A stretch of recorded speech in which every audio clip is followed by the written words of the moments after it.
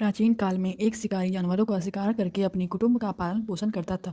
वह एक रोज जंगल में शिकार के लिए निकला, लेकिन दिन भर भाग दौड़ करने पर उसे उसे कोई शिकार प्राप्त न हुआ। वह भूख प्यास से व्याकुल होने लगा। शिकार की बाट निहारता निहारता वह एक तालाब के किनारे बेल वृक्ष पर अपना पड़ाव बनाने लगा। बेल वृक्ष के नीचे शिवलिंग था, जो जो बिलव पत्र से ढका हुआ था। शिकारी को यह बात ज्ञात न था। पड़ाव बनाते बनाते उसने जो टहनियाँ तोड़ी वे संयोग से शिवलिंग पर जा गिरी। शिकारी की राह देखता रहा, बिल पत्र से पत्ते तोड़ तोड़कर शिवलिंग पर अर्पित करता रहा। एक दिन दिन भर भूखे प्यासे शिकारी का भी व्रत हो गया और शिवलिंग पर बेलपत्र भी चढ़ गया। इस तरह वह अनजाने में भी पुण्य का भागी बन गया। शिवरात्रि का एक पहर व्यतीत होने पर वह एक गर्भिणी मृगी तालाब पर पानी पीने आई। शिकारी ने धनुष पर तीर चढ़ाकर ज्यों ही प्रत्यंचा खींची, मृगी बोली, शिकारी मुझे मत मारो, मैं गर्भिणी हूँ, शीघ्र ही प्रसव करूंगी। तुम एक साथ दो जीवों की हत्या करोगे, जो ठीक नहीं है। मैं अपने बच्चे को जन्म देकर शीघ्र ही तुम्हारे पास वापस आ जाऊंगी, तब तुम मुझे मार लेना। शिकारी को हिरनी सच्ची लगी। उसने तुरंत प्रत्यंचा ढीली कर दी और मृगी झाड़ियों में लुप्त हो गई। कुछ समय उपरांत एक और मृगी उधर से निकली। शिकारी बहुत खुश हुआ और अब तो उसे दो शिकार मिल गए। समीप आने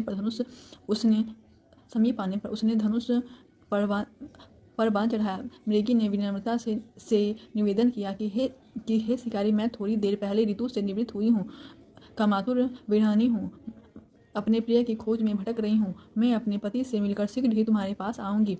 शिकारी ने उसे भी जाने दिया। दो बार अपने शिकार को स्वयं उसने खो दिया और उसका माथा ठनका। वह चिंता में पड़ गया। रात्रि की आखिरी पहर बीत रहा था, तभी उसने अन्य मृगी अपने बच्चे के साथ इधर उधर निकला। शिकारी के लिए यह स्वर्णिम अवसर था। उसने धनुष पर तीर चढ़ाने में देर न लगाई। वह तीर छोड़ने ही वाला था कि मृगी बोली, हे शिकारी, मैं इन बच्चों के पिता के हवाले करके मैं लौट आऊँगी, इस समय मुझे मत मारो। शिकारी हंसा और बोला, सामने आए शिकार को छोड़ दूं? मैं ऐसा मूर्ख नहीं हूँ। इससे पहले मैं 2 बार अपना शिकार खो चुका हूँ। मेरे बच्चे भूख प्यास से तड़प रहे होंगे। उत्तर में मृगी ने कहा कि जैसे तुम्हें अपने बच्चे की ममता सता रही है, ठीक वैसे मुझे भी अपने बच्चों की चिंता है। इसलिए सिर्फ बच्चों के नाम पर मैं थोड़ी देर और जीवन दान मांग रही हूँ। हे शिकारी, मेरा विश्वास कर, मैं इन्हें इनके पिता के पास छोड़कर तुरंत लौटने की प्रतिज्ञा करती हूँ। मृगी का दीन स्वर सुनकर शिकारी को उस पर दया आ गई। उसने मृगी को भी जाने दिया। शिकार के अभाव में बेलपत्र पर बैठा शिकारी बेलपत्र तोड़ तोड़ कर नीचे फेंकता जा रहा था। वह फटने को हुई तो एक हष्टपुष्ट मृग उसी रास्ते पर आया। शिकारी ने सोच लिया कि वह इसका शिकार अवश्य करेगा। शिकारी की तनी प्रत्यंचा देकर मृग विनीत स्वर में बोला, हे शिकारी भाई, यदि तुमने मुझसे पूर्व आने वाली 3 मृगियों तथा छोटे छोटे बच्चों को मार डाला तो मुझे भी मारने में विलंब ना करो, ताकि उनके वियोग में मुझे एक क्षण भी दुख सहना ना पड़े। मैं उन मृगियों का पति हूँ। यदि तुमने उन्हें जीवन दान दिया है तो कुछ क्षण जीवन दान देने की कृपा करो। मैं उनसे मिलकर तुम्हारे सामने उपस्थित हो जाऊंगा। मृग की बात सुनकर शिकारी के सामने पूरी रात का घटनाचक्र घूम गया। उसने सारी कथा मृग को सुना दी। तब मृग ने कहा, मेरी तीनों पत्नियां जिस प्रकार प्रतिबद्ध होकर गई, मेरी मृत्यु से अपने धर्म का पालन नहीं कर पाएंगी। अतः जैसे तुमने उन्हें विश्वास पात्र मानकर छोड़ा है, वैसे ही मुझे भी जाने दो। मैं उन सबके साथ तुम्हारे साथ पास शीघ्र ही उपस्थित होता हूँ। उपवास, रात्रि जागरण तथा शिवलिंग पर बेलपत्र चढ़ाने से शिकारी का हिंसक हृदय निर्मल हो गया। उसमें भगवत भक्ति